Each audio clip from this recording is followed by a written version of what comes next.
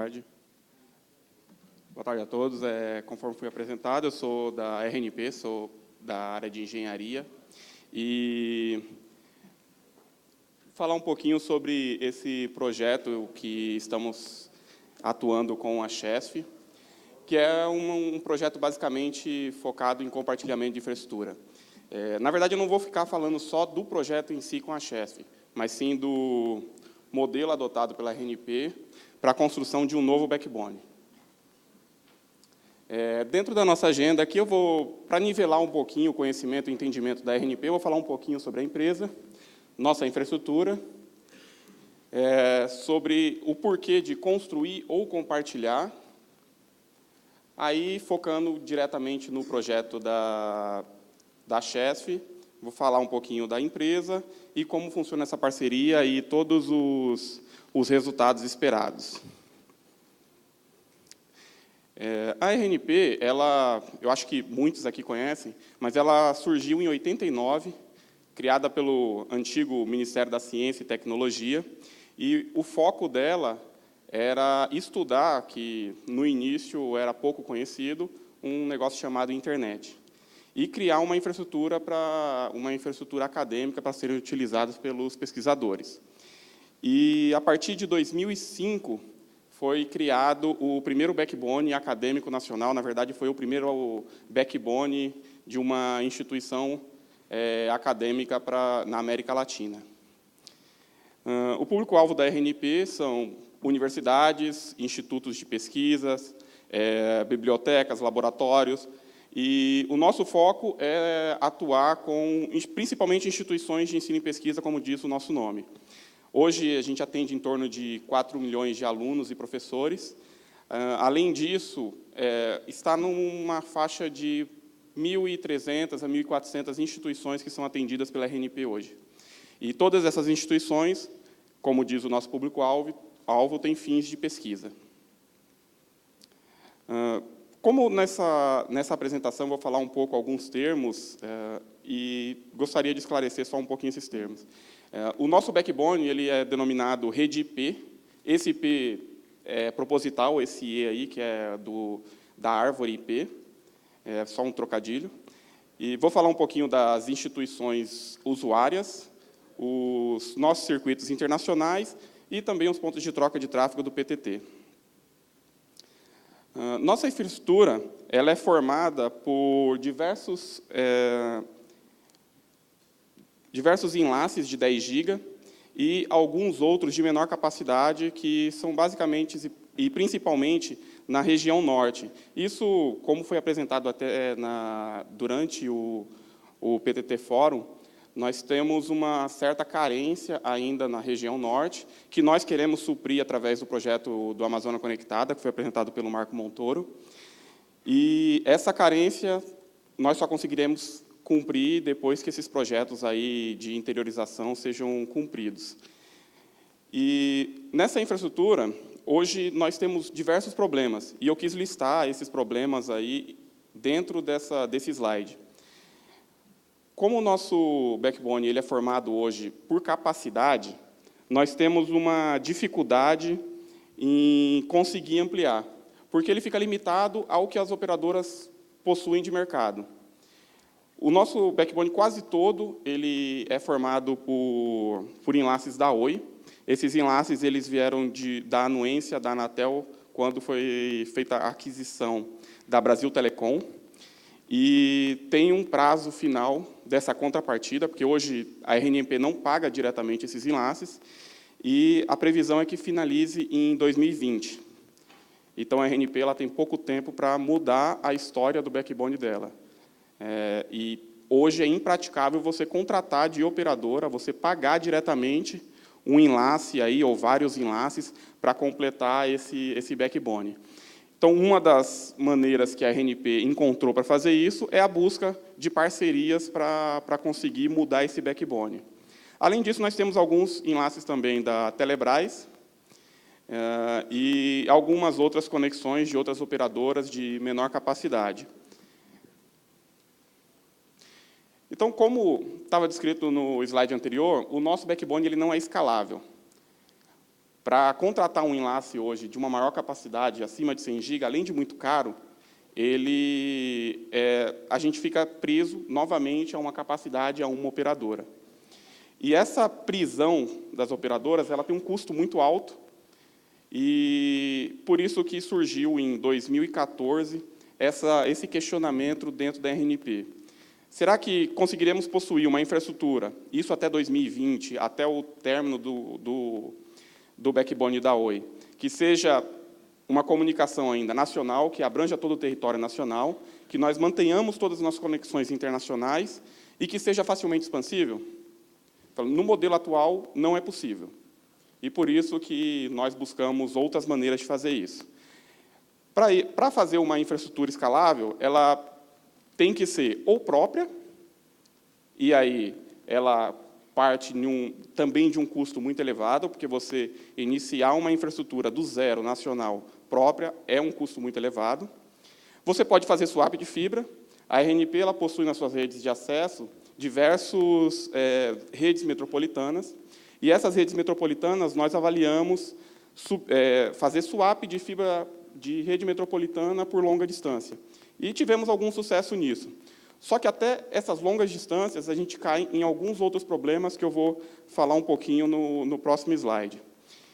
Além desses swaps, também buscamos partes de fibras, então, na verdade, são lambdas, e através também de swap dessas redes existentes.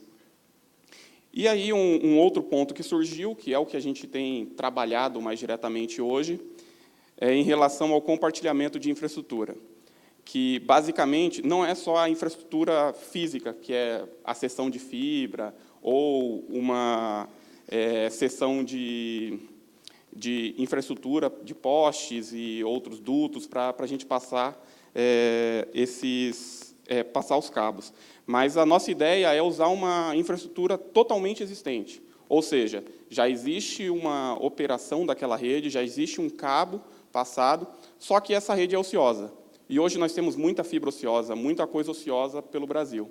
Então, a ideia foi reduzir o investimento, já que muitos parceiros, muitas empresas, elas não possuem a condição de fazer uma infraestrutura adequada, uma iluminação adequada, e a RNP partiu para esse princípio, iluminar essas fibras hoje ociosas, ou atualizar a infraestrutura de alguns parceiros que estão ainda num processo bem antigo, para chegar a uma infraestrutura moderna e de alta capacidade que atenda os anseios da RNP e também, é lógico, do parceiro. E aí, basicamente, o que a gente tem apresentado é iluminar essas fibras com equipamentos DWDM. E trabalhando com 40 a 80 canais e sempre trabalhando com capacidades a partir de 100 GB. E que essa estrutura, para ser flexível, ela não tem que suportar só 100 GB. Então, a gente tem buscado o que há de melhor no mercado para que seja uma infraestrutura ou um equipamento que nos provê capacidades aí para supercanais, que seja uma capacidade com FlexGrid, FlexRate e outras questões. Além das questões nacionais, a RNP também tem buscado uma atualização da sua infraestrutura internacional.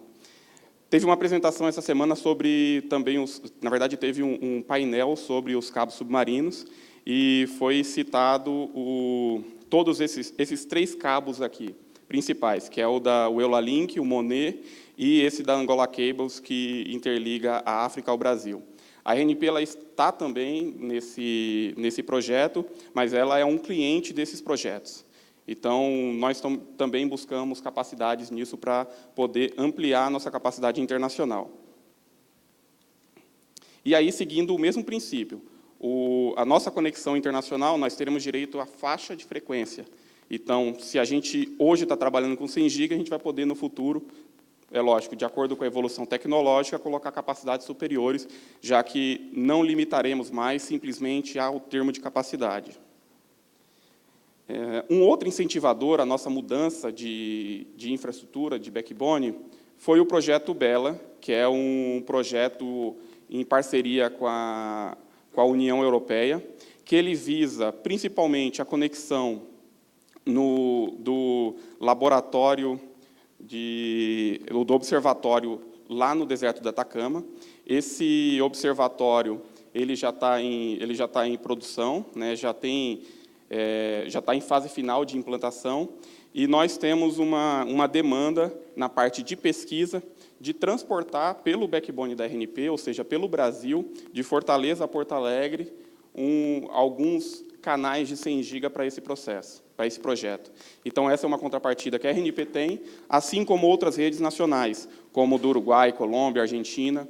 Então, todas as outras que compõem a rede Clara, que é a rede latino-americana, que é uma rede acadêmica também, latino-americana. E, por essa contrapartida da RNP, para poder usar esse cabo que conecta a Europa, nós temos algumas contrapartidas, nós também participamos da parte submarina também, né, com investimentos. Construir versus compartilhar. Para fazer uma construção de uma infraestrutura do zero, a gente precisa, primeiro, o direito de uso da infraestrutura básica, ou seja, do meio, exceto no caso lá dos cabos subfluviais, né, porque ali ele acaba não tendo um dono. Mas na verdade é da União, mas no caso de construir hoje em outras áreas, a gente teria que ter o direito de passagem nas rodovias, ferrovias ou em postes. Então, isso já tem um custo elevado. Teríamos que alugar estações ou adquirir terrenos para construir pontos ao longo da rota para conseguir, seja uma estação de amplificação ou um POP nosso. E esses custos, para todas essas ações, eles são bem elevados. Então, por isso que nós entendemos que essa visão de construir, para você ter que seguir cada um desses pontos para ter o direito e aí sim conseguir utilizar uma infraestrutura, era algo inviável, tanto financeiramente quanto numa visão estratégica da empresa, que nosso orçamento não é infinito, ao contrário, é bem limitado. Então, a gente buscou parcerias. E aí, olhando para o nosso backbone, a gente colocou uma meta, em 2018, de fazer, pelo menos, uma estrutura saindo do Nordeste e chegando até Porto Alegre, colocando um pouquinho mais de redundância pelo anel Sudeste, e em capacidades, aí, seguindo esse modelo de compartilhamento. E aí nós encontramos algumas possibilidades, principalmente as utilities, que hoje possuem infraestrutura e boa parte dela não é utilizada. E aí envolve tantas empresas do sistema elétrico, de gás, a própria Petrobras. Então, diversas parcerias possíveis a gente conseguiria nela. E é lógico, as empresas privadas também possuem capacidade hoje que não está sendo utilizada, tem capacidade ociosa. E isso a gente está buscando também, é um dos nossos alvos para a gente conseguir os nossos objetivos dentro de ampliação do backbone. Além disso, tem algumas outras, uma parceria principalmente com a EPL, que é a nova empresa de logística pública. Nós demos, na verdade, uma preferência às empresas públicas, porque o dinheiro que a RNP recebe também é público. Então, nós estamos otimizando o uso público, fazendo um investimento único em uma infraestrutura pública. Então, apesar dessa nossa preferência, é lógico que nós estamos abertos com as empresas privadas, empresas mistas, como é o caso da Chesf, aqui que eu irei citar nessa apresentação. Então, apesar desse nosso foco, a gente está aberto também a conversar, como nós conversamos também com diversas empresas do mercado privado de telecomunicações. Então, quando começamos a pensar sobre o nosso backbone, a gente acabou encontrando uma imagem de todo o sistema de transmissão hoje no Brasil. Na verdade, esse mapa já está até um pouco desatualizado, que surgiram novos linhões, mas esse mapa ele foi focado em cima da infraestrutura da Eletrosul, Furnas, Eletronorte e da Chesf. Então, colocando lado a lado aí com o backbone da RNP, nós temos praticamente a mesma figura, os mesmos enlaces. Então, por que não começar uma negociação com essas empresas? E, nas primeiras conversas, percebemos que eles possuem fibras disponíveis ou uma infraestrutura legado que a gente poderia atualizar. E, a partir daí, começamos as discussões, seja no Sudeste com Furnas, como, no caso do Nordeste, ali a Chesf. O Nordeste ele está recebendo todos aqueles novos cabos submarinos, então a necessidade de capacidade hoje aumentou muito lá, e nós acabamos decidindo focar no Nordeste para iniciar esse projeto. E aí nós conseguimos chegar a um acordo com a Chesf.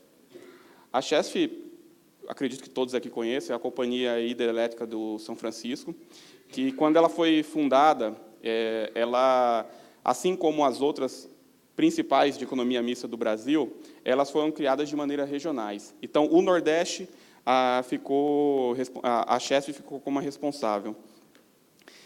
E nessa infraestrutura, nessas primeiras conversas que tivemos com eles, a receptividade foi muito boa, principalmente porque eles viram que o negócio da RNP não era usar aquela infraestrutura simplesmente para ganhar dinheiro, porque esse não é o nosso foco. O nosso foco tem um caráter mais social, tem um caráter de chegar até as instituições e dar qualidade para que os pesquisadores e os estudantes consigam ter uma comunicação mundial de maneira de qualidade. Então, por isso que nós apoiamos diversas iniciativas, diversas pesquisas com diversas instituições do mundo, com transmissões de dados de alta velocidade. Então, a gente precisa dessa capacidade. Então, como essas empresas, elas também têm esse papel social e regional, então, eles viram com bons olhos, além de atender toda a sua expectativa de infraestrutura, também atender esse lado social. E eles já tinham um projeto em andamento de atualização de infraestrutura. Hoje, a infraestrutura da Chesf ela é baseada em SDH, que é limitada ou a 155 ou a alguns canais de 622, e eles, a partir de 2012, eles criaram um plano diretor para atualização tecnológica. Só que, em 2013, veio essa lei 12.873, e isso afetou muito o mercado de telecomunicações. As empresas tiveram dificuldades em buscar recursos para conseguir diversas ações. E, é lógico, a parte de telecomunicações também foi afetada. E aí, parte desse projeto, ou pelo menos desacelerou. Esse projeto deles, do plano diretor que estava em andamento, era uma infraestrutura OTN, partindo de canais de 10 GB, então já era uma infraestrutura melhor do que a anterior, só que, com a redução de recurso para investimento nessa área, eles buscaram, ou eles entenderam a RNP como um parceiro ideal para isso, que seria esses 8.900 quilômetros de fibra que eles possuem para atender sua infraestrutura. A RNP entraria com recurso para poder atualizar essa infraestrutura e utilizar também a capacidade gerada. E aí o que foi proposto? Esse é o mapa das fibras óticas hoje de Furnas, que dá 8.900, ou da Chesf, que dá 8.900 quilômetros. E nós propomos iluminar essa infraestrutura com canais, com uma infraestrutura DWDM de, no mínimo, 40 canais, e essa capacidade é compartilhada. Então, a RNP teria direito até, no mínimo, 20 canais, e eles, no mínimo, 20 canais. E, além disso, ampliamos um pouco esse processo para dar uma maior capilaridade, porque o custo é muito elevado de você conseguir abrir em cada um desses pontinhos, em cada um desses POPs, você abrir com capacidade de 100 GB. Então, propomos que a infraestrutura atual dele, de SDH, nós iríamos atualizá-la, e aí colocar pelo menos 2,5, e em alguns trechos de maior necessidade, ampliaríamos para 10 GB nessa parte SDH. Por que isso?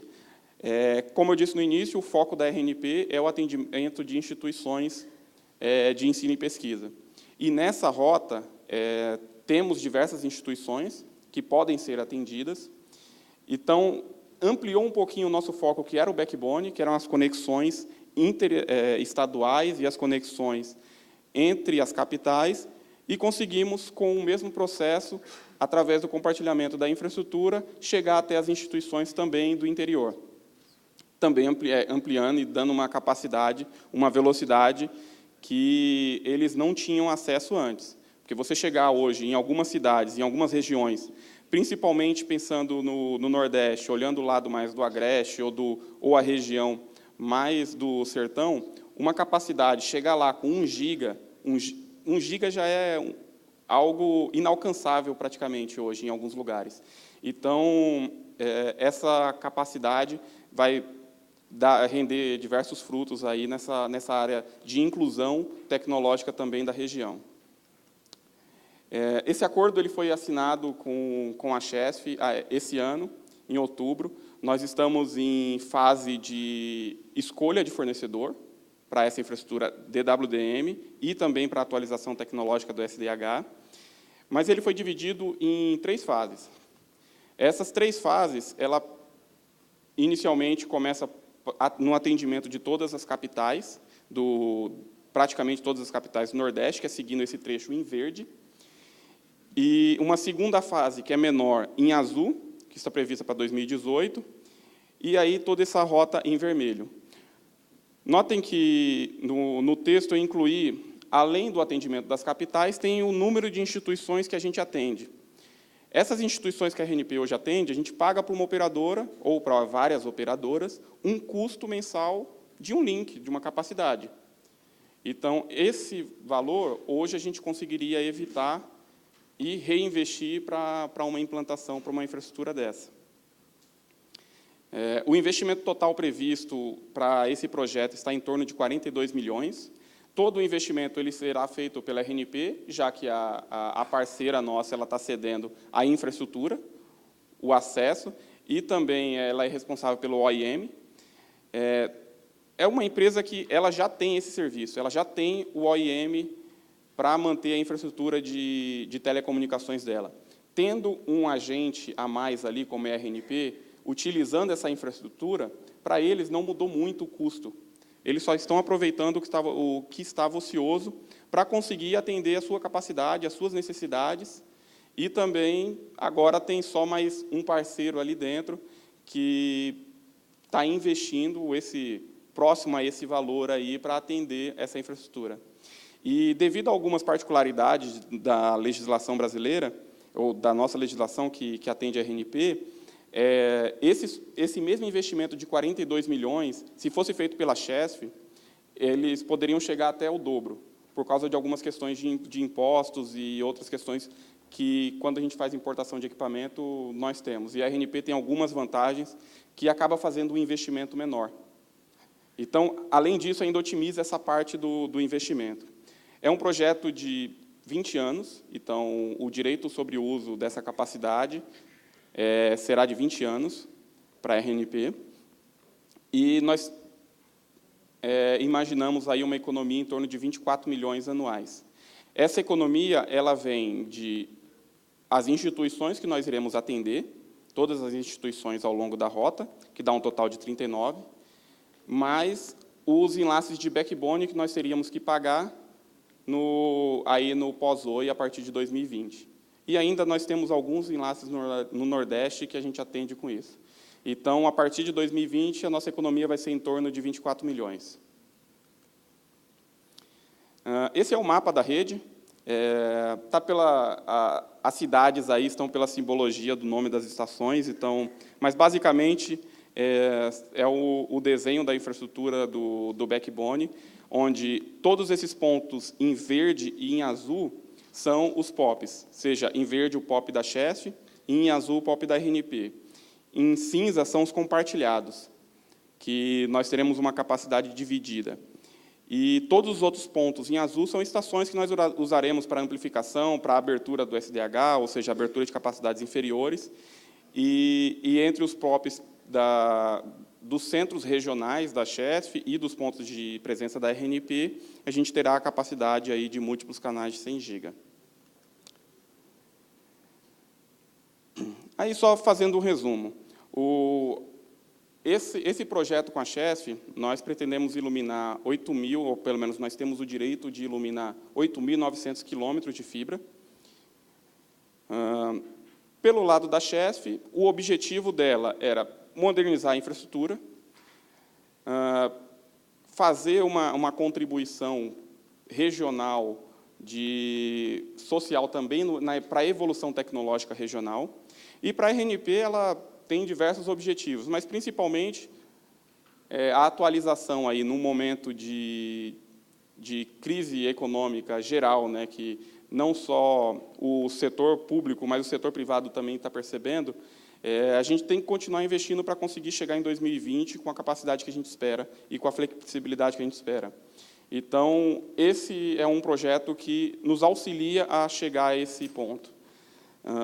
E, principalmente, a questão da redução de custo aí que nós teremos para atendimento das instituições. Então, a gente vai ter um custo menor disso tudo, para o atendimento das instituições e para a nossa infraestrutura de backbone, e ainda teremos capacidades superiores. O que é esperado com esse projeto? Só com essa fase da CHESF. Eu acredito que nos próximos anos a gente deve ter apresentações das outras fases, né? Isso envolvendo o Sudeste e chegando ao Sul. E no Norte tem o projeto da Amazônia Conectada. A expectativa é que esses resultados sejam ampliados nos próximos anos, mas só com o Nordeste a gente já vai atender, no mínimo, instituições que a RNP hoje atendem e paga para a operadora, nós atenderemos com esse projeto. Só que essa infraestrutura, na verdade, ela pode ser muito maior que isso. E há negociações com governos estaduais, com outras entidades, para ampliar essas conexões. Ao invés de atender apenas universidades, por que não pensar também nas escolas de ensino fundamental, ensino médio, ensino profissionalizante? Então, há estudos e parcerias com o Ministério da Educação para a gente ampliar um pouco esse atendimento, aí, principalmente nas instituições do Nordeste. Então, esse número de instituições vai crescer muito. Então, aqui é só refletido o número que hoje nós atendemos naquelas cidades onde há pontos de conexão da CHESF. Nós, finalmente, vamos superar o nosso alvo de capacidades de 100 GB. Teremos uma economia em torno de 24 milhões anuais a partir de 2020. Teremos um novo backbone naquela região, então, no pós-OI, a gente vai sobreviver. Temos algumas ações com outros ministérios, aí seja o Ministério da Defesa, e temos ações com os governos estaduais, municipais e algumas outras entidades para ampliar o uso dessa infraestrutura, que hoje, no nosso ponto de vista, é praticamente infinito comparado à nossa necessidade dos próximos 20 anos. Ok? Obrigado.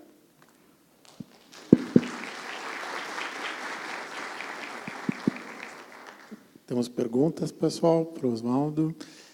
Enquanto o pessoal pensa em perguntas, Oswaldo, só um comentário meu sobre a questão de que em 2020 acaba a obrigação da Oi com vocês. As concessionárias agora estão brigando para deixarem de serem concessionárias e conseguirem se tornar autorizatárias, tem projeto de lei no Congresso, medidas na agência reguladora, etc. Talvez fosse a oportunidade de, olha, você quer isso, então, em troca, você tem que conseguir a RNP, que foi o acordo que permitiu a fusão aí da Telemar com a BRT. Então, existe essa oportunidade regulatória novamente, que é assim, olha, você quer se livrar das obrigações de concessão? Então, ajude o ensino superior no país. A oportunidade existe. Assim, eu, particularmente, gostaria que vocês não dependessem da Oi, que vocês dissessem tchau para a Oi, eu acho que vocês estarão muito melhor sem ela, mas, na falta dela, é melhor que nada. Então, assim, realmente existe, inclusive, negociações e busca também com a Anatel que tenhamos novas anuências semelhantes à da Oi, como a gente teve aqui em São Paulo com a Telefônica. Hoje nós atendemos diversas instituições a capacidades superiores a 10 GB, sem ter um custo mensal também no processo semelhante. Mas essas contrapartidas a gente tem conversado, sim, com a Anatel, e é bem provável que tenhamos outras. Mas, enquanto a gente não tem essa perspectiva concreta, a gente tem que trabalhar também um pouquinho sem a Oi, né? Tá bom. Então, vamos agradecer de novo, Oswaldo. Obrigado. Obrigado.